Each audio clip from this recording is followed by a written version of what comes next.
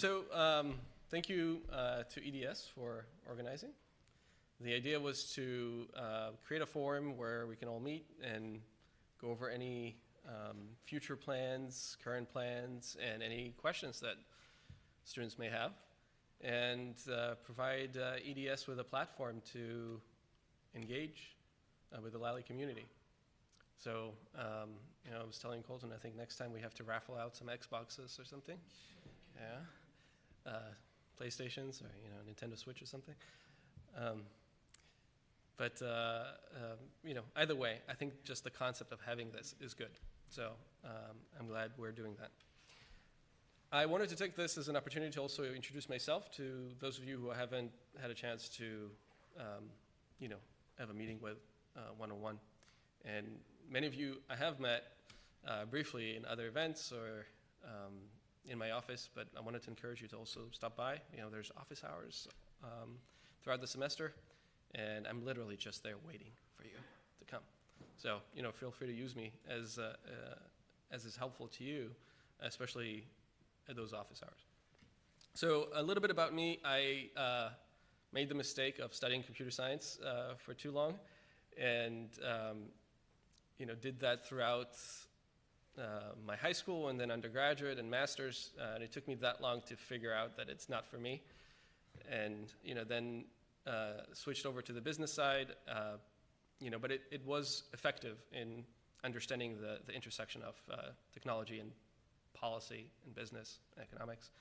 And that's what's been my distinctiveness throughout my career.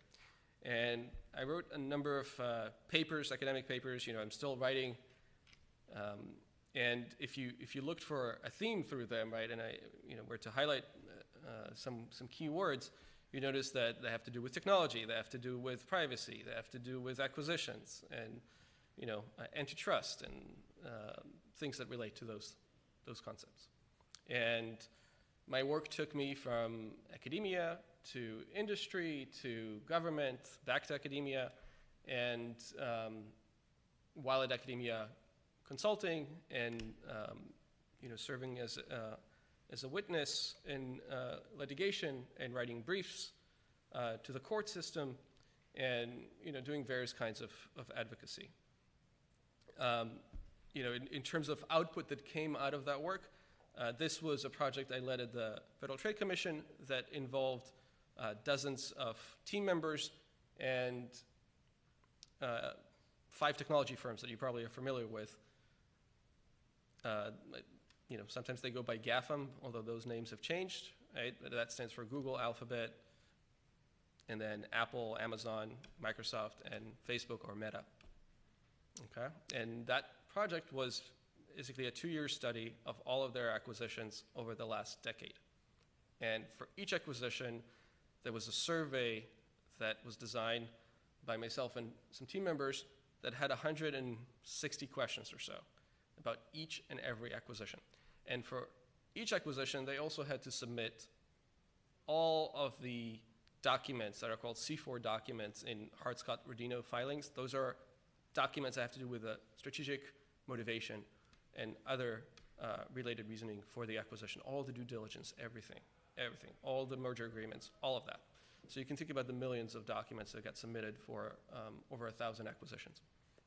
And these were all acquisitions that were for substantive mergers, not just agreements that Amazon might have for having a supplier on its platform. Right?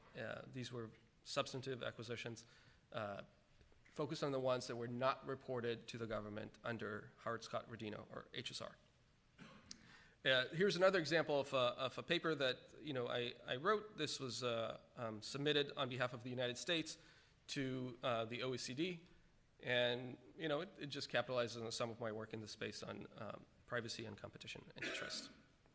So that kind of became my specialty, that interface of digitization, digital policies, and competition, and that's what I'm still working on today on the research side. So I wanted to take you now through a little bit of history of business at RPI. I'm a big fan of history, and this institution has so much of it, and it's a lot of fun for me. So I wanted just to give you that little bit of connection. If you hear a lot about us saying how Stephen von Rensselaer wrote this letter to Samuel Blatchford, the first president of RPI, and that letter, by the way, is available on the university website, and how it was about bringing science to the masses, right? But really, if you look at the letter, it's about the business of living. It's about the practical use of things, right? And business of living is sort of a core concept there. And I think we don't cite that enough, that von Rensselaer's focus was not on engineering, was not on civil engineering. It was on things that are practical, right? On the business of living. And, by twist of fate, the Erie Canal was built right around that time. And that made civil engineering all the rage, right? It really changed the world. And that, just like AI is doing now, it acted as a black hole. It pulled things towards it, including academia. And that's what led to the first degree being offered here to be in civil engineering. Right? And it was offered 10 years later, around 1835. So, that's something to note. And then the first 4 presidents of RPI had nothing to do with engineering, had nothing to do with civil engineering, had nothing to do with science. They were pastors. Okay, they had to do with theology. And the 5th president of RPI came from finance. Okay, that's John Winslow. And he was a trustee to begin with, became president, and studied business and finance. He established the first steel plant in the country here in Troy. He led a number of other firms, including railroads and banks. And it actually went several times to President Lincoln and eventually got him sold on an ironclad warship. And you can imagine how bringing in a business-oriented president changed the university, right? You can only imagine that. And I tell Marty, our current president, that I am so happy that he is more of a business person than an engineer. And, he is. The fact of the matter is that he is, and he gets it. And so you can imagine what it was like to have the first president who was business-oriented at this institute. If you read back to the archives from that time, it is truly fascinating. So at around the same time, Russell Sage was also around. And Russell Sage was a congressperson elected from Troy, and himself went from government to launch a finance career and became one of the biggest financiers of that century. All right, and then he ended up donating about $1 million to the university. He became a trustee, and the rest is history. Right? So that's a little bit of background about business and finance here and where it started. Now, it didn't stop there. Can you get the book out of my bag? It's in the main pocket. Around 1915, we have another person, Ray Baker, professor of English, joining RPI. Baker started organizing disciplines on campus. Right? It used to be pretty amoebic, and he started separating them out into distinct disciplines. And that included physics, chemistry, biology, and economics, but also business administration. And the Board of Trustees appointed him as the first head of the Department of Arts, Science, and Business Administration 100 years ago. Okay? And Baker went on to live to about 100 years old, became very influential in education at universities, and wrote this book. This is an original, I think. Hard to say. It says 1919 in it. It's called Engineering Education. Well, second edition, okay. All right. So I think this is 1929 because it has those 2 dates in there. Now, he's credited with transforming the university into a technological university. And this book, this is the current edition that's available on Amazon. I have a copy of that as well in my office if you want to borrow it.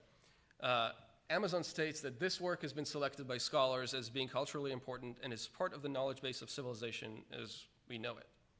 Pretty impressive. I read the book and I wasn't impressed. So, I don't know. But I think this background kind of goes to the distinctiveness of this place, right? Which I'll talk about more, but it's this intersection of business, science, and technology. And yes, I used ChatGPT to generate this picture. So, you know, if you've been to the Pittsburgh building recently and you looked at our student services area, you know we have this lovely Ferris wheel that we acquired in an auction here. And, you know, you know about all this great stuff. So what I did is I took this book and I threw that into the ChatGPT grinder as well and asked for ChatGPT to give the main insights that come out of it. And this is what it threw out. So the key to a successful student at a technological university is to help them become storytellers, effective writers, adaptable communicators, ethical communicators, cognizant of societal contexts, effective leaders of organizations, and lifelong learners. These sound to me like durable skills, right? Like what we call soft skills, things like that. So, you know, I think sort of preaching to the choir here, right? I mean, we all advocate for that now, but it looked like the advocacy for this is at least 100 years old. So not much has changed, right? In some respects. But it also gives motivation for why Lally is here and needs to be here, right? We provide the academic side of those things, right? Regardless of the, you know, deep knowledge we provide in finance and analytics, right, and marketing and organizational behavior and leadership and beyond, and supply chain and information systems and so on, we provide the academic side of these durable skills, right? And that's why we're here. That's why we need to be here. That's why we're not going anywhere. Okay. So I can also tell you a sentence from this book. That's the very last page. And for some reason, whoever had this book before underlined it with a pencil. And it says, "Man's true life does not consist in the business of filling his belly and clothing his body, but in art and thought and love, in the creation and contemplation of beauty, and in the scientific understanding of the world. If the world is to be regenerated, it is in these things, not only in material goods, that all must be enabled to participate." And I think that's pretty cool because that kind of links the department that Baker ran, right? The Arts, Science, and Business Administration. And this is the arts component of that department. And, you know, gives some motivation for why Haas is here, at least the artistic aspects of Haas, and maybe why MPAC is here. Someone should have listened to him on how to better integrate that into things. So we're doing that now. All right.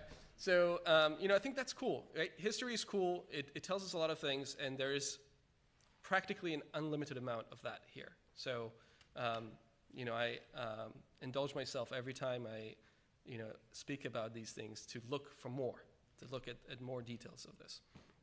So let's shift from that history to the past year at Lally, okay? Over the past year, we hired or are hiring 18 dedicated staff and faculty members.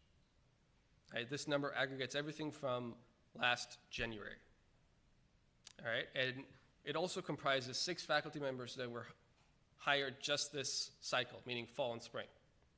It is an unprecedented amount for Lally. These are all tenure-track faculty that were hired.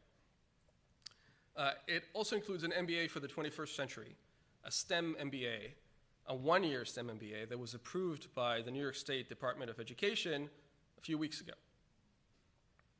And the MBA now is a one-year program. And with new policies that we passed, it can be completed in 2 semesters, so not even 1 year. The Bachelor's in Finance Markets and Emerging Technologies was approved by NYSED on the same date. The Bachelor's in Marketing and Advanced Computing was also approved on the same date. Okay, so these are new majors. We have a press release that we are finalizing that will go out in the coming weeks, and we'll announce those. There's a Pittsburgh building renovation, as some of you know, that is on track for this summer. And You may have seen this on, at some place in the Pittsburgh building if you've been around. But I think the key aspects of this is that the fourth floor will be a usable space for students. The galley is going to be taken out and made into a seating space. The acoustics are going to be adjusted. We're looking at vending machines that provide top-notch products like a farmer's fridge and a baking vending machine. And the fifth floor will have a Bloomberg lab. It will have a large-size classroom space that can be reserved and is not owned by the registrar, sort of a flex space.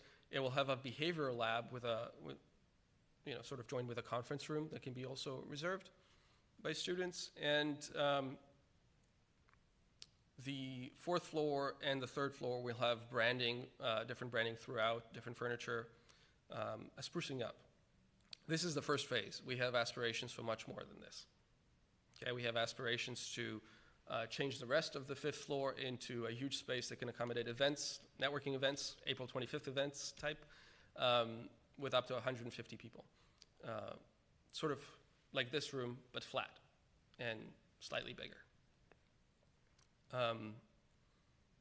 Those things you see in the ceiling is the acoustic control elements that will go in to dampen the traveling of the noise on the fourth floor.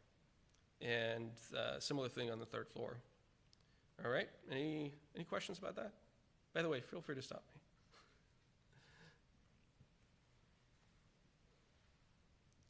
All right. So for those of you unaware, we increased doctoral student research support by 100% this past year as well. We increased our faculty's research support by 67%, or 2/3. Our rankings across the board rose.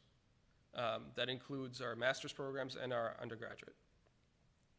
We started new partnerships, including with high schools on entrepreneurship-oriented endeavors. We just had an event in New York City. We have a budding partnership with esports organization like Play Versus and Rally Cry, where we sponsor esports tournaments that are linked with about 5,000 high schools around the country. The partnership we have on entrepreneurship-oriented events is linking us with more than 200 high schools around the country. And this is the event we held last week with about 100 high school students in entrepreneurship in New York City. We have a new seminar series that's accessible to students who are interested in advanced research. It brings 3 schools together. So those silos are being torn down across campus in order to create those bridges with other schools. We have new dual majors that are high synergy in the sense that they don't add much to your plan of study, including with engineering and computer science. The PhD and Master's of Science in Management programs have been completely re-envisioned and significantly enhanced. If you pursue a PhD here, you get a Master's of Science in Management along the way with a number of other benefits and milestones. We established the Rensselaer Consulting Club the last few months, and we strengthened all Lally clubs. That includes moving the James Fund, as you know, to RFC and providing funding for travel to competitions, and we encourage you to go to competitions. We encourage you to participate. Right? And all the various data sets, FactSet, S&P Capital IQ Pro, which are already on hand. Bloomberg is going to be provided after the renovation is done. And then ChatGPT for Education is with procurement. It should be through, who knows, any day, any week. And that will cover all Lally students. You know, if you're curious what you can do with ChatGPT for Education, it's enormous. And through these licenses, you get access to the FERPA compliant version of it, meaning you can throw your own sensitive information in there. It's not going to use it for training any model. It has to be compliant with federal laws that protect students. And you also get access to the API if you want to use it as part of a bigger thing, like an automation or an agent or something like that. I have been using it extensively myself. I just showed an example earlier today. I don't know, maybe I can do that now. Let's see, a couple of examples.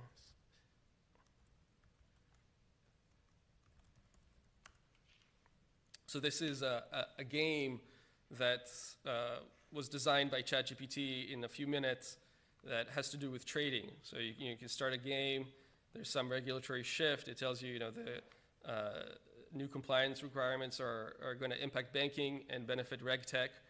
Okay, cool. Let's invest in RegTech. Maybe we can invest in some other things, maybe in banking or crypto, or lending. And we can read some insights. So we can read an insight from our professor. We can read an insight from Wall Street Bets. These are favorites. This is not my doing, by the way, so can't take credit for this. This is all ChatGPT's doing, vibe coding, market analysis, whatever. And I'm just going to run through things here in the interest of time. Just go. All right, there we go. Great portfolio value. All right, we did it.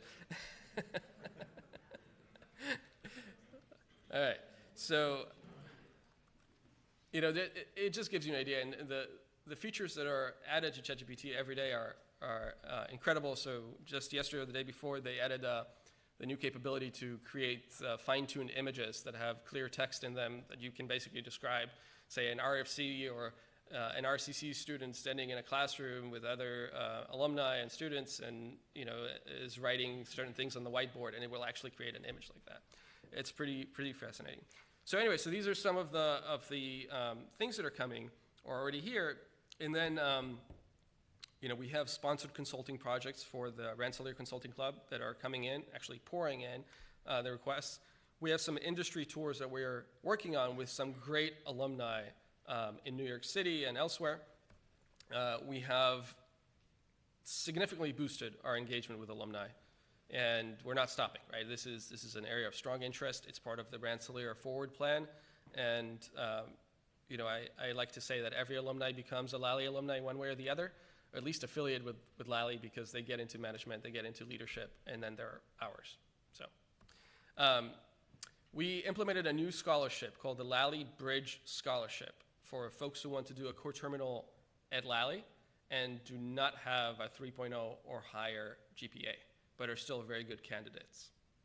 So we can now offer financial support for those students to bridge them over into the program and allow them to show that they are capable of succeeding in it.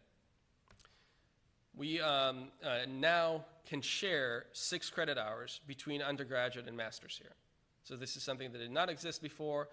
As of a few days ago, it exists, meaning if you were to pursue a co-terminal, say quantitative finance and risk analytics, it could be 24 credits instead of 30, meaning 8 courses instead of 10.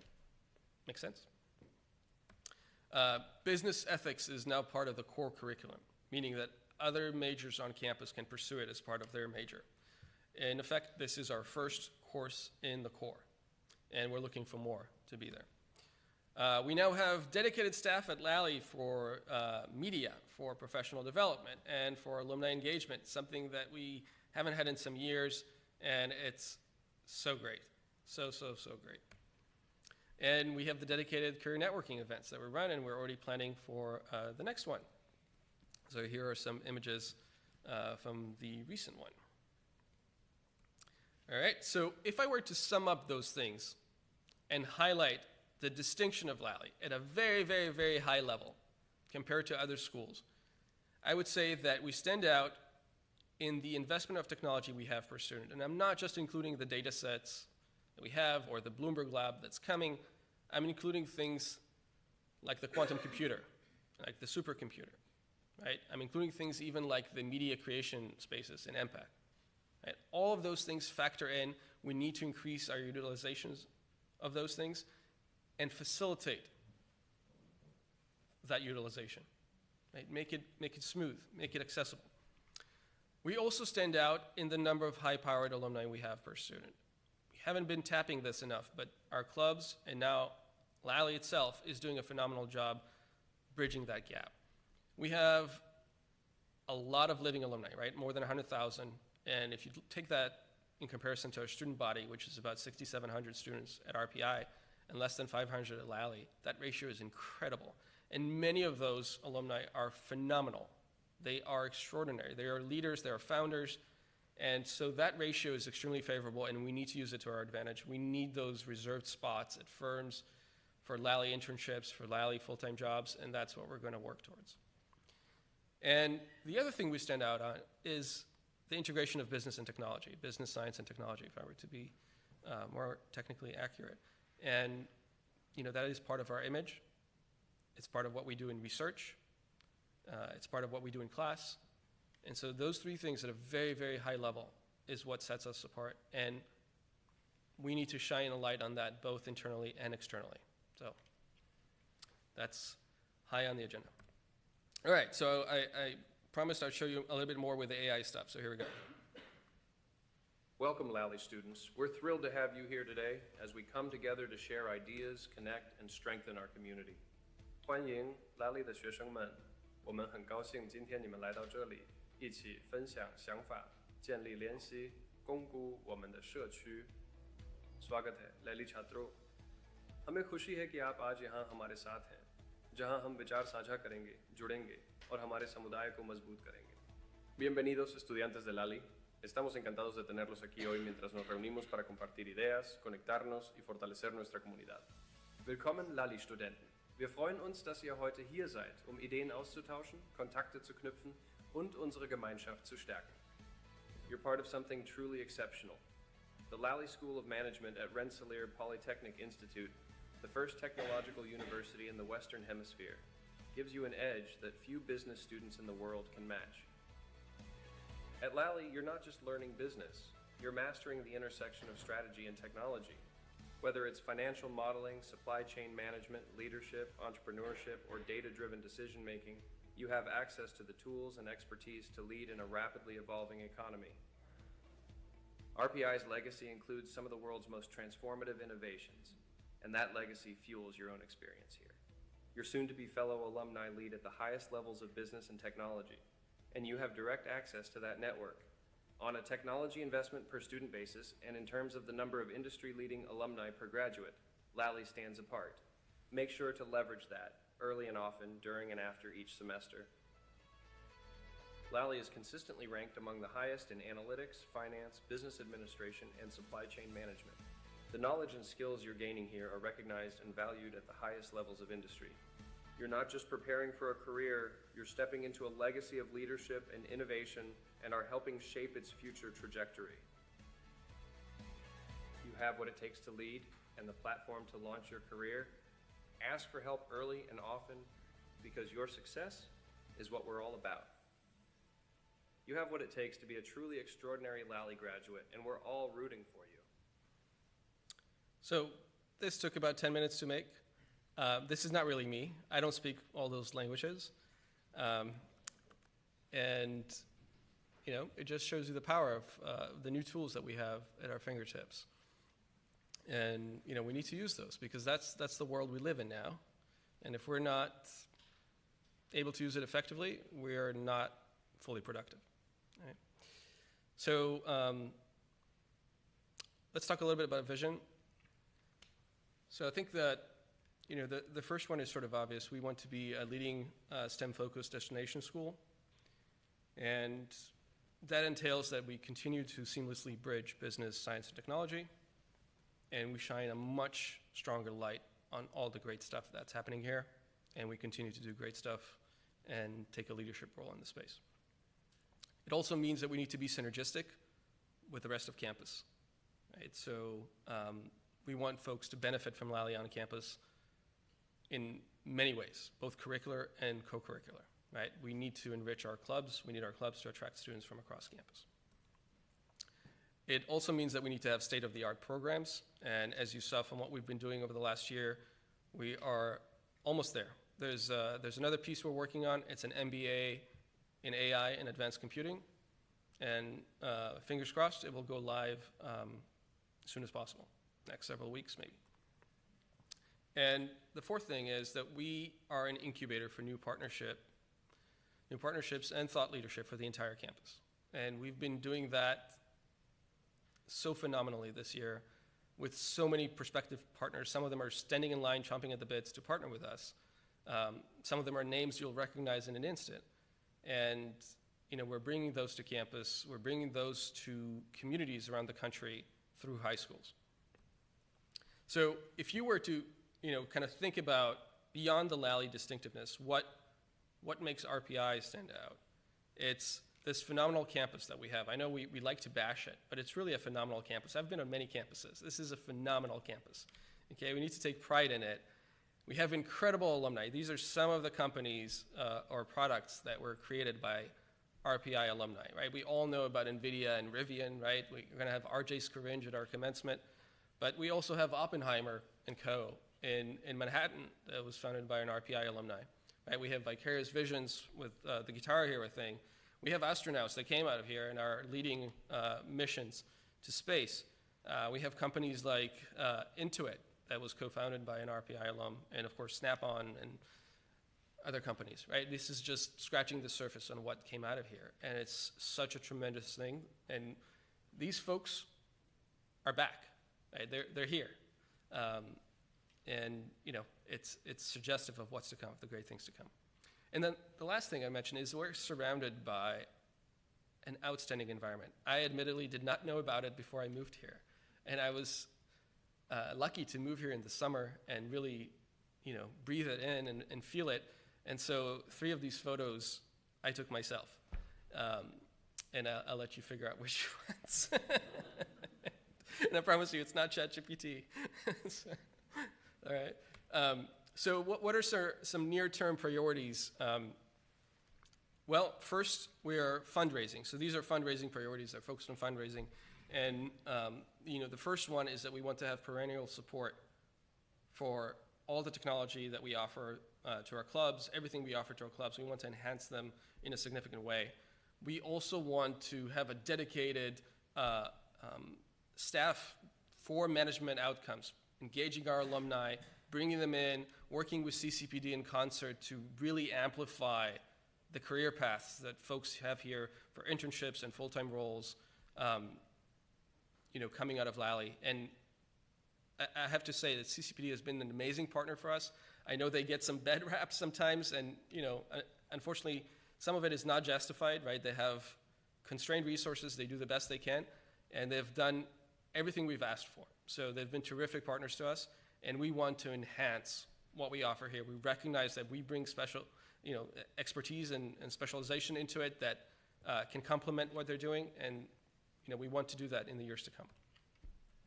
On the research side, we need to have more PhD fellowships, more endowed chairs, and other ways to recognize our faculty. We need to have more labs and classroom technology, and we're working in that direction. And on the facilities side, we have aspirations for the Pittsburgh building and beyond. That includes an outdoor pavilion for the Pittsburgh building. It also includes, redoing the first and second floors and things like that. So I'll conclude with a little bit more of a video here. There we go. Now, more than ever, technology drives innovation. But innovation won't change the world if it never leaves the lab. At Rensselaer Polytechnic Institute's Lally School of Management, we push the cutting edge into everyday life. Lally is located in an international hub of biotech, clean energy, artificial intelligence, and semiconductor manufacturing, with easy access to New York City and everything the Northeast has to offer. Our campus culture, rooted in clubs, honor societies, social and athletic traditions, and advanced approaches to art and entertainment, helps us expand our networks, stay well, and let loose. RPI was the first technological university in the Western Hemisphere. We've been changing the world for more than 200 years, and we're not stopping now. Lally students and faculty are immersed in an environment of creativity and discovery. You'll work side by side with scientists and engineers to turn technological advances into products and services that address tomorrow's challenges. Our Office of Strategic Alliances and Translation builds bridges between research and business.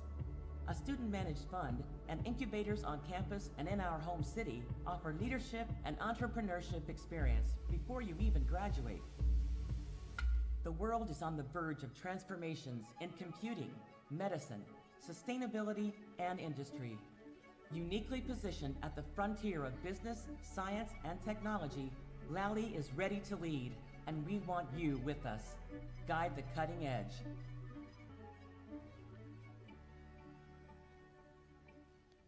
All right. I think the last thing I'll mention is that we really depend on you to be ambassadors for Lally as well. And I know that you do a phenomenal job of that on campus, but it needs to be projected externally also. And I told some of you that, you go on socials, you go on Reddit, right? And sometimes the university as a whole gets, through selection, the folks who are, pointing out negative things or critical, right? And that's just the selection bias of who goes to post. And when we dig into those cases of those complaints, we find that there was a reason for the complaint, and that reason was not RPI. That reason was, the source of the complaint. And that's not cool, because we can't go out there and say, here's what really happened. Right? We can't do that. There's various reasons we can't do that. Some of them have to do with FERPA. Some of them have to do with, just the ethical boundaries that we don't want to cross. And, I think CCPD is a perfect example, right? Often they receive complaints, and those complaints are just because the student never bothered to go once to see them until after they graduated, and suddenly, they are complaining about it. So, I think that is where we need your help. We need you to be our voice externally before and after you graduate, so we can speak about all the great stuff that's going on here and, is going to happen here. So, all right, I'll stop here and transition to the next thing. All right.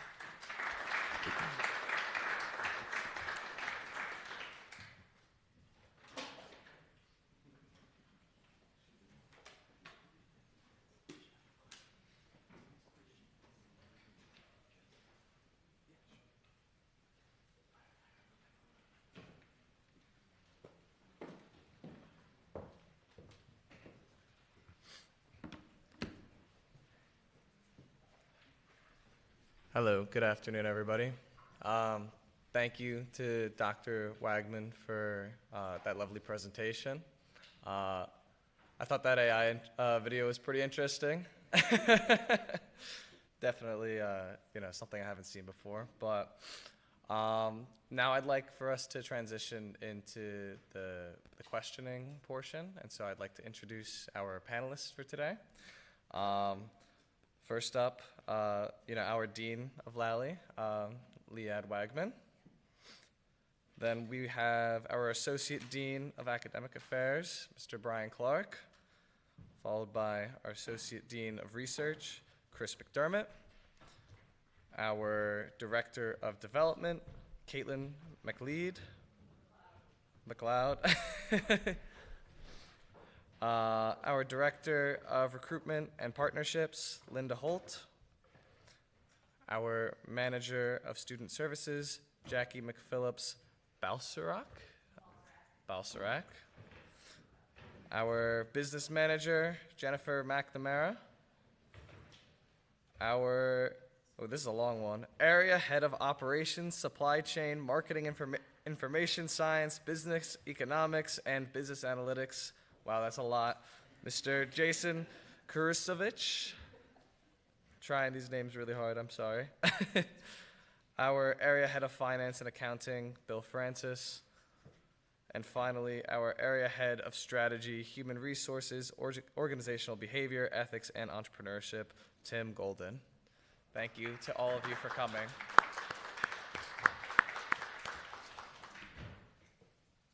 All right, so to start off, we have a couple of pre-screened questions, and then we'll go to open floor. So our first question is for our Dean, Dr. Wagman. What is your strategic plan for Lally going forward, and how can you apply what you've learned from your achievements, such as increasing enrollment and adding new majors at the Stewart School of Business to Lally? So I think we covered much of it, and reflected in what we've been doing. We are working on a 5-year strategic plan, and we have an early draft. We are gathering feedback, and part of it will be to gather your feedback. And so stay tuned. All right, very nice. Another question. This is either for Liet again or Linda. Lally recently partnered with Uncharted Learning to offer scholarships to outstanding high school seniors in the field of entrepreneurship. What are some other ways that Lally plans to attract entrepreneurial talent to our school? Thank you. It's a great question. Lally is growing in a lot of different ways, not just in entrepreneurial areas, but we are partnering with game design companies. We're partnering with high schools that have entrepreneurship as a core. We've been looking both at the undergrad and grad levels on how we can grow Lally in ways that make sense for our students and the students that we want to attract here. And part of that is building these new degree programs that they can go into. Very good. Thank you very much. Another one, we have a question for either Dr. Fletcher or Jackie. What clubs and organizations has Lally been working on starting and reviving in the past year? And what opportunities can they provide students to set themselves up for future careers after college? Sure. Dr. Fletcher somehow wiggled out of this. So I'll answer for both of us. Dean Wagman covered a lot of this, which was great. We started the Rensselaer Consulting Club this year. There's been much greater investment in the Rensselaer Finance Club. And then I think there's really opportunity for students to start whatever organizations that we don't have that they have an interest in.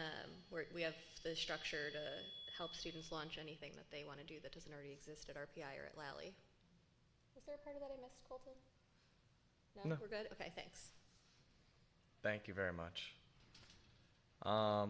Another question for Dr. Clark or Chris. Can you please elaborate on Lally's partnership with FactSet, and how do you recommend students and faculty implement their services into courses and projects? Oh, sure. Thank you.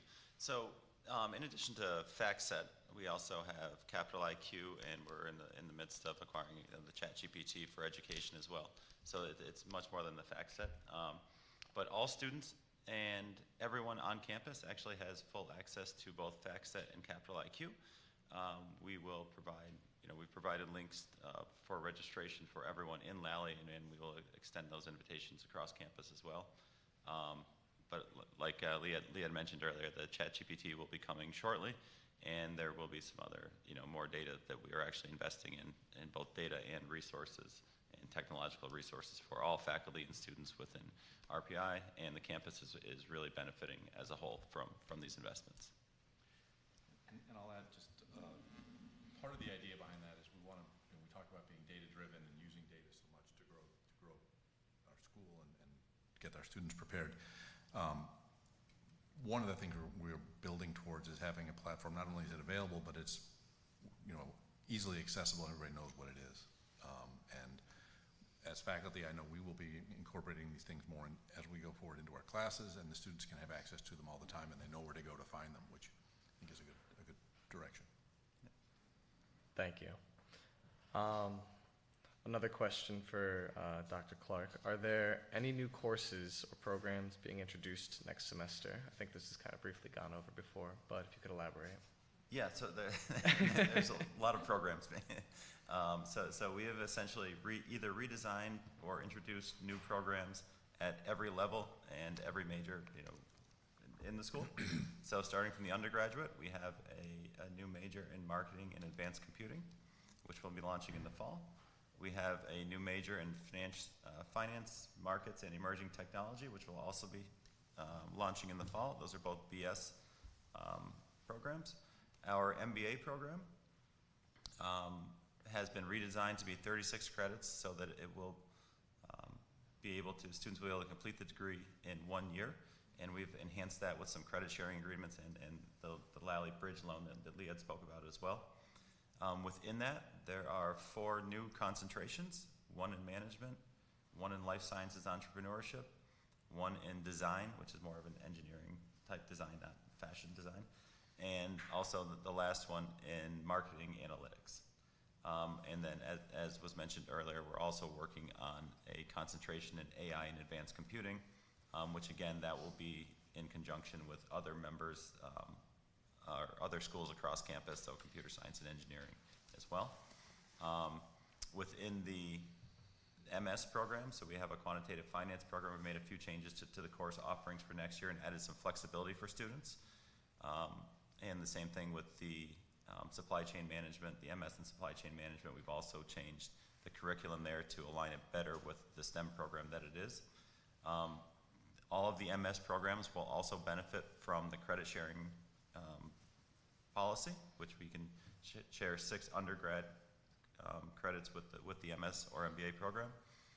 And we also have totally revamped the MS in management to make it a research degree. So previously it was a professional degree, which ended up being essentially similar to an MBA. So we've changed that to be more of a research degree and align more with our PhD program, which is the final one that we're in the process of changing. And we are actually restructuring our PhD program to add more, more sort of formal training and coursework in the areas that we want to be producing new research in. And so in all, we've essentially restructured every program within Lally. So, and then with those programs, new courses will be coming online, and as the programs grow and develop. A lot to take in there. But thank you very much for the in-depth answer. This question is to Jason. Can you please highlight recent student-led projects that that have gained recognition? So I can clarify and show the types of support that we have across both entrepreneurship and capstone, and then I'll highlight a couple of the capstone projects. And so for the student projects in entrepreneurship, we have an extensive infrastructure of contests as well as curriculum that it can be both degree and extracurricular that gives students a foundation of entrepreneurship, of customer discovery, and all of the tools that you can take forward, whether you want to be an entrepreneur or potentially an entrepreneur later. And then we have our students in the capstone program and other applied classes that are working directly with companies. We're working with startups, including one that's processing audio technology or audio from conference calls and using it as a data product. We're working with a large company, Invesco, as on a project that the students are directly helping with the infrastructure and data pipeline around balancing portfolios. And so that's the type of hands-on learning experience that you get both in the master's programs and in the MBA. Wonderful. Thank you. To Jackie, this question goes towards you. How have Lally students been using their Archway experiences? Great question. So I am still learning about the Arch program, to be honest. At Lally, students tend to do their internships in the summer. That's just the nature of the industries that our students are going into. So many Lally students don't do the Arch in the traditional way that a science student or an engineering student does it, but I think we're going to see a shift towards different ways for students to get these experiences. I think there's a lot of opportunities like the things that Jason was just talking about. Students might be able to do projects for credit through the consulting club or other ways that we could get creative about how students can have these experiential learning experiences. And a quick follow-up, what do you see the future of the Archway experience becoming? Yeah, so I think it's going to gear towards more experiential learning in ways that are different from internships. I think it might be one-off projects with faculty support, maybe some research opportunities. We've heard so much today about shifting research at Lally to become more strong, so I think the student piece will support that as well. Thank you. It's Dr. Wagman. How can we attract more companies and such to our job fairs? We're actively working on this. So we have alumni in some key companies. We're meeting with them regularly. We have ties through the university with Bank of America, with Fidelity, with Citi, with Rock Creek, and others, right, where they are both providers here, but they also want to be advocates, and they want to support our students, and they're looking for outlets. So we are engaging them now, which is an opportunity for us to bring them here for networking events and other opportunities for our students. We have an alum that founded and leads Oppenheimer & Co., for example, right? We have managing directors at JP Morgan and Goldman Sachs and Citi and so on. So we have opportunities to bring them here. They are looking to help. Our alumni are engaged, they're fired up, they're looking to help. So, I think we're looking at it as sort of bringing in opportunities for professional development for students, but also bringing in the recruiters from those companies so that they can support internship opportunities and full-time roles. Thank you. Another question for you, actually. I know you briefly went over this in your presentation, but maybe a little more in depth. The question was, is the Pittsburgh building going to be getting any additional classrooms in the near future? Probably in terms of classrooms that are managed by the registrar, no. But we are adding a room on the 5th floor that's not managed by the registrar, that's managed by us internally, and that room can accommodate about 50 people. So that's a great space. The lab will have 12 terminals plus screens for presentation, and the conference room will have seating for around 10 to 15 people. So those are new spaces that are coming very soon. We're also looking to have an outdoor pavilion. I mean, this is one of our proposals. We're looking to make the other 2 classrooms on the 5th floor a flex space that can be divisible and used for large events. The classrooms on the 4th floor are not changing, but they are receiving some sprucing up as part of this project. I think that that's the extent of space we have, unless we build more floors for classrooms. So. Actually, I guess a follow-up just from myself. If there was too much capacity, or there was not enough capacity just in Pittsburgh building itself, what would Lally start to look towards to fit the new students? Yeah, I was told by an architect once that if you want a building, you have to dream. Because if you don't dream, then you don't plan. If you don't plan, you don't build. Right? So it's kind of like a domino effect. So we have been dreaming. I don't want to give any false hopes. So I'm not going to recite my dreams, but there are dreams. Fair enough. Another question towards Jason. What is the primary goal of the Catalyst Incubator program? Number one is to support the innovations that come from our undergraduate students, our graduate students, and the faculty that are, trying to change the world. As Marty has said in the past, you can't change the world unless you get the innovations out into the world. And I think that term of translation, translating the innovation into a product, a service, an intellectual property that can be licensed. Those are all things that are extra, that are out of the research domain and they're out of the teaching domain. And really, I think the Catalyst Incubator is to facilitate that translation into changing the world. Thank you very much. Just quickly, we have some more questions, but if there's anybody out in the crowd right now who would like to ask a question, feel free to raise your hand and we'll have a mic runner come over.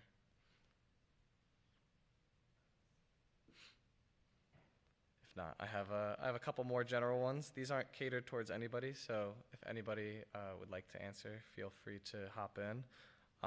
First one would be, how is Lally building stronger connections with industry partners or companies for real-world learning? So I think it plays on your previous question as well, right? We're looking to facilitate those internships and full-time roles. We are significantly engaging with our alumni. It's part of the Rensselaer Forward Plan, and we've taken, that as a big reason, a big push for us to engage the alumni. The alumni are fired up. They are looking for ways to support, and that manifests not just in professional development and recruitment, but also in terms of wanting to come here and speak with the students, right, and be an integrated part. We invite them to our professional development workshop, and then they end up looking to support us on the curricular side, on the co-curricular side. And those opportunities are so numerous that we have a hard time managing their requests at times and interests. So I think the floodgates have been opened, and this is it's just really great. Yeah, absolutely. So my role here is manager of student services, but we've had a unique opportunity collaborating with alumni, with Caitlin McLeod being in our space. So we're trying to establish an ecosystem, kind of like what Leah just described, but connecting alumni to students to career opportunities. And that's kind of the unique way I think we're going to approach career development at Lally to complement the work that happens at CCPD. I'll just add that we're also working with the Office of Strategic Alliances and Translation on some partnerships. For example, in the capstone, we have two companies that are working with Corning, and that was facilitated by an institute level relationship out of that group. I think just a quick follow-up overall. I know there's been a mentorship program implemented for the last couple of years. I know definitely I heard about this year. How are you guys looking to push that forward to become a more structured environment overall, and what goals do you guys have from it? I'm actually glad you asked because I forget to talk about that all the time. So we have two kind of programs that started sort of ad hoc at Lally for mentoring. One is with the IAB and LLC folks there who wanted to share some of their time with our students, could work with any of our club leaders, and I think Colton, that might be the one you're referring to, because I think that's the one you're working with. But then there's another one with our sophomore students in, I always forget the course number. I know Brian will know instantly, in the course that prepares students for the Arch. So those students have access to a different pool of mentors. They're all alumni who volunteered their time as well. So I think looking to formalize that and maybe finding a path for faculty to nominate students who would benefit from mentorship might be another way we'll take it. This folds back into the ecosystem concept that I was referring to earlier. Pretty soon we're hoping to launch a landing page that'll be engaged with Lally, and that'll have buttons for people to sign up to become mentors or guest speakers, and a couple of other options as well. Is there anything you wanted to add? No? Oh, sorry. Great. Wonderful. Thank you. Another question. How can students get more involved in shaping the future of Lally? This goes out to anybody. Okay. She won't shut up. But the students are the reason we're here, right? So that's why my part just keeps coming up and up and up. I think students who want to get engaged with the existing clubs or get creative about clubs that they want to see on campus, I'm finding that the students I meet through our organizations continue to floor me with how impressive they are. They're very professional. They're students who can speak to alumni. They can speak to a room. And those skills aren't things they walked in the door with, right? They honed those skills in their time here. So I think all of these organizations provide a context for students to hone those skills. And if there's a thing that we're not already doing, I would love to be doing that. So, my door is always open to students, and I am thankful that many of them have come to tell me the things that we need. We're looking at students as ambassadors for Lally. The clubs are meant to be attracting students from across campus, and we're providing the clubs with any support that would be helpful, right? We're looking at the clubs as enhancing the co-curricular aspects of not just what we teach, but also what's done in the rest of campus. And, if we can support folks in going to competitions, and if we can support folks in having additional resources or data sets, we're happy to do that, happy to explore ways to elevate the clubs further. Another example of that is clubs that are not in Lally. For example, the motorsports club, more affiliated with engineering.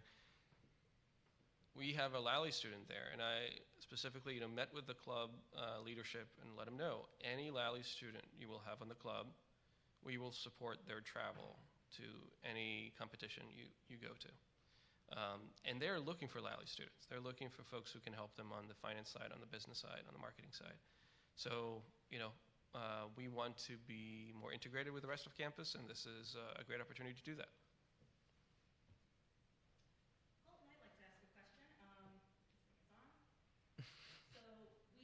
Previously seen that Lally is investing in a lot of technology for the students. We've talked about data sets, we've talked about Bloomberg terminals. What are the resources that are offered for students interested in launching startups or side entrepreneurial projects? Some of that. So there are a variety of things with the Catalyst Incubator that I mentioned before. That's definitely a primary channel. We also have a grant program. The National Science Foundation has sponsored something called the I-Corps. It's a session that we run each semester as well as in the summer that gives students and faculty both a touch of how to translate a innovation into a startup or potentially a license agreement, and it helps provide funding, say, to go to a conference, to talk to potential customers or potential collaborators that could help with that. So I think both the Catalyst Incubator and the I-Corps programs are two of the key components. I would add that the university's intellectual property policy has significantly changed in favor of students. It's one of the most student-accommodating, student-friendly policies anywhere in the country at any university. And there's a whole ecosystem that OSAT, the Office of Strategic Alliances and Translation, is putting together to support student startups. From Lally's side, I think providing ChatGPT for education for all Lally students, that is a great enhancer for folks. Starting a startup has never been easier, in some ways. So there's terrific opportunity on campus to do that. Thank you. Another question is, given that Lally is rising in ranks for being a competitive business school, what are the plans to remain competitive with other top business schools? Right, so that's an ecosystem in itself. We got to feed it from all sorts of angles. That includes peer perception, and we're taking steps to strategically sponsor certain events that will get us a lot of visibility from our peers. To give an example, we have our main accreditors conference coming up in a week or so, and we have sponsored that conference. It has representatives from over 1,000 schools of management and business schools, and they're going to see all the great stuff we're doing. So that is a great way to boost peer perception. The other way is we are tracking data better. We have a better process for tracking all the great stuff that's happening at Lally. And then we're able to provide that data to the various ranking outfits. And that's what's leading to us rising in rankings, because we're reporting the great stuff that's happening here. And of course, we got to maintain the great stuff that's happening here. So that's why we're also dedicating staff and resources to professional development, to outcomes, to internships, to full-time placements, and so on, because that leads to great outcomes that we can then report, right? So it's an entire ecosystem, and we're, pushing forward in all directions. Thank you.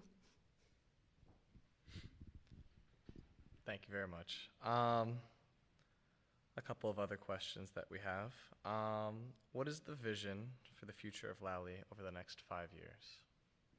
Yeah, so we talked a bit about those 4 pillars of being a leading STEM destination school of management. We talked about integrating Lally with the rest of campus and being a hub for innovative programs and new partnerships, right? We talked about those 4 pillars. We talked about the fact that we have a 5-year strategic plan that's in the works, and it feeds off the Rensselaer Forward Plan. The Rensselaer Forward Plan itself has the 3 pillars of enrollment management, research, and alumni engagement, community engagement. And all of those things are sort of feeding into what we're doing, what we're planning to do in the next 5 years. Now, in terms of some practical, outputs from that and things we can point to and measure, we're looking to rise in the rankings significantly. We're looking to grow our student body in various ways, including at the master's level and the undergraduate level. We're looking to have PhD lines that are supported by fellowships that are endowed so that we can reduce our dependency on other funding sources for those. We're looking to reach a new steady state that's sustainable and elevates us in all of these dimensions. Thank you. Okay.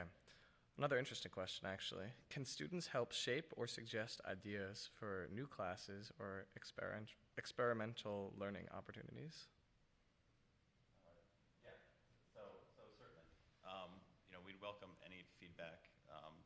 from students or any ideas that you have in terms of new classes. As you know, we talked about earlier, we have new programs at every level and even new concentrations that we're actually talking about in the faculty meeting today. For example, in the AI and advanced computing. And so we are looking to the students for some feedback, and then we're also working with industry partners to keep up with the demands in the job market in the coming years.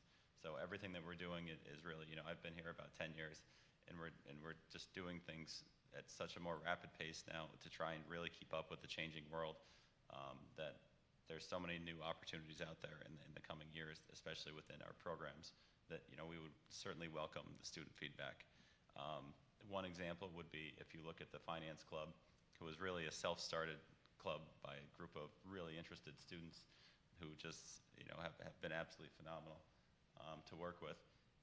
They actually gave a lot of insight and feedback into shaping the new finance major that we are rolling out in the fall.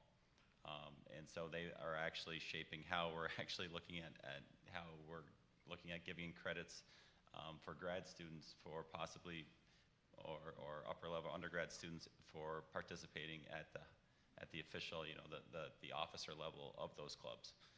So there's certainly opportunities for student input. So, you know, please come talk to us, and we're welcome to, you know, entertain any ideas that you may have. Thank you. Certainly research is, you know, very big in the realm of academia, obviously. In terms of the Lally School, how are we looking to increase, you know, the amount of research done by our undergraduate students and, you know, our graduate students?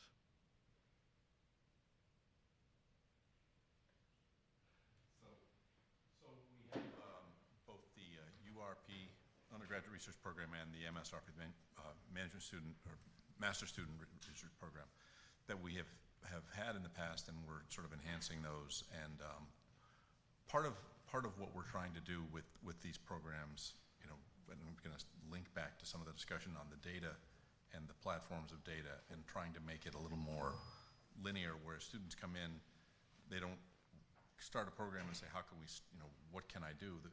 As we integrate these data sets and these data sources into our curriculum, students will have a taste of sort of where we might be going in our research, and when they come in and can engage in things, they might have some idea of what they might be involved in. And then, frankly, that also goes, I think, for the faculty. As we get, and we know we're going to have data sets that are available to people, they can start to build a system or a kind of a long-term plan on how they're going to do things. You can start to weave students in and out as students come through programs and are interested. We can start on something. We know we're going to have data on this in the future. We can kind of work backwards with that as well. So I don't know if you want to add to that. As was discussed earlier, we boosted faculty support, doctoral student support. We're deploying these new databases and technologies, and all of these go to support research. Thank you. First off, does anybody else have any questions? I don't want to be hogging the floor. A question that I was just thinking about here was, I don't know the exact metrics on it, but I know that Lally as a whole has a lot of student athletes, which is great. I love athletics. But how are we looking to, you know, more so diversify the populace in Lally so that there's more of a cohesive balance between student athletes versus people who are, you know, not athletes? I can help with that one. So Liad brought me in as Director of Recruitment and Partnerships, and a lot of that is working with new organizations that are focused on the backgrounds that we're trying to find. So for example, we were talking earlier about a partnership with a digital gaming company. So they do esports, and those students are really interesting because they're a good background, not just for RPI, but also for Lally, very specific male and female also, that are really good thinkers, strategic thinkers, and are going to be good business students for us. The other part is working with international agents to bring in a new international population, or to rebuild the international population, and in different areas. So in Southeast Asia, also in Bangladesh, in Sri Lanka, looking for some new areas where we can bring some diversity into the institution in terms of where people are coming from and what kinds of backgrounds that they're coming from. Another piece of that is working with high schools in different geographic areas so that we can make it outside of the Northeast. So we're working with a school in Florida. We also have a school network that's out of the Midwest. So these are really interesting kids that come from different areas and populations than we haven't worked with before. And so I think we're going to see a new resurgence of energy in the school in terms of who's coming in as an undergrad.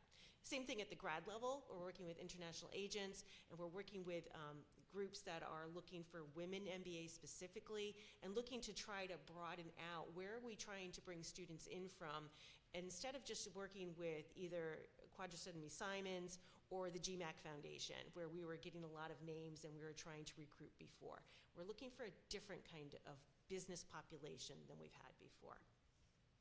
I would add one more thing on the programming side or curriculum side is that one thing that we haven't mentioned is we have 10 new dual majors with other schools across campus, which have gone into the catalog, which will be live in the coming fall. So that includes computer science, engineering, and several departments within Haas. One last thing is that on the master's level, we have recruitment partners around the world now that are looking to actually fulfill quotas from South America, from Europe, from Asia, from Africa, and so on. And so we're expecting a diverse population at the master's level from the international side as well. Thank you very much. In terms of, so I might not even know if this exists, so this is another question, but does Lally currently offer any online sort of programs? I know there's a lot of universities that offer, you can get your master's online, and if not, is this something that, the Lally School would be open to in the future? So we have the Rensselaer at Work has an online MBA program, which is 36 credits, similar to ours. Now, that's targeted more towards working professionals, but that would be the main online program that we have. Now, within our grad programs especially, we're looking at ways to sort of partner with Rensselaer at Work. So, for example, and again, the AI and advanced computing concentration within the MBA, we're looking to partner with Rensselaer at Work because they already offer some of these things. So, for example, they have a mini sort of quantum course, which would be a great thing to offer our students to give them a leg up on the competition and as they're going out into the job market. Yeah, so Rensselaer Work is a natural partner with some of these synergies. Another thing we're thinking of is whether there can be a seamless handoff if a student, for instance, wants to finish their master's degree, MBA, in their final semester while they're on the job. I'd say they have a couple of courses left and they want to finish them while they're on the job.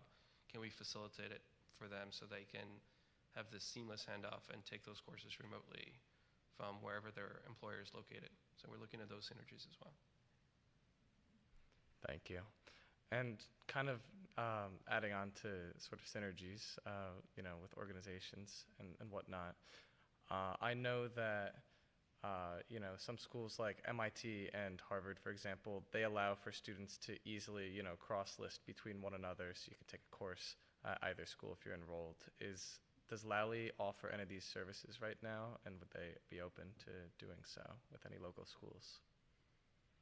Yeah, so, I think when you have a local ecosystem that has schools of similar caliber and overlapping interests, it's easier to do. So I was part of something like that in Chicago with a doctoral program where students could take courses at partner institutions and it would count towards their doctoral degree.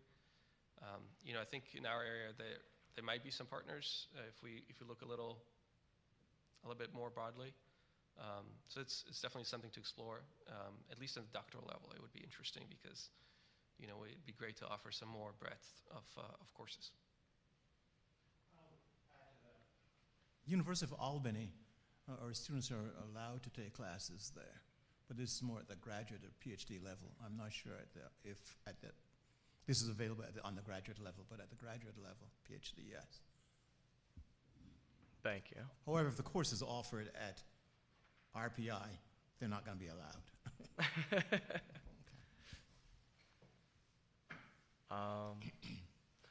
One final question that I have is, I know Dr. Fletcher and I have been speaking a little bit, at least in the past, about potentially implementing a Lally Ambassadors program here, similar to the engineering ambassadors, except it'd be more, business-centric. How would you guys like to see, that come to fruition? What are some logical steps that you think would help EDS and Lally facilitate this process? I think that would be great. I mean, I think we just need to put together a proposal, kind of assess student interest. I think, Colton, you probably have a good lens on what you think that might be. I think there's a lot of opportunity, especially to zhuzh up our social media presence, for example. Like that could be a student-led piece of this type of program. I know Kyle Roth on our team is very open to that kind of idea. So I think that's definitely something we could pursue. Anything you need. Yeah, just ask. Just ask, I will do. And I think one other thing, I mean, we have again, I'm a finance professor too, not the associate dean, so I'm with the finance club a lot. But those students, we're looking at ways to get them involved with the local community, similar to the engineering ambassadors. So my wife's a science teacher locally, so she's interacted with the RPI engineering ambassadors and says that fantastic things about them. We'd like to do the same thing on the business side as well. So we're looking at ways to build those partnerships. Awesome. Does anybody else have any final questions? All right, I'd like to thank all of our panelists again for coming up today. You guys did wonderful. Thank you, everybody. This is amazing. I think we have some food in the lobby if anybody's interested. Thank you, everybody.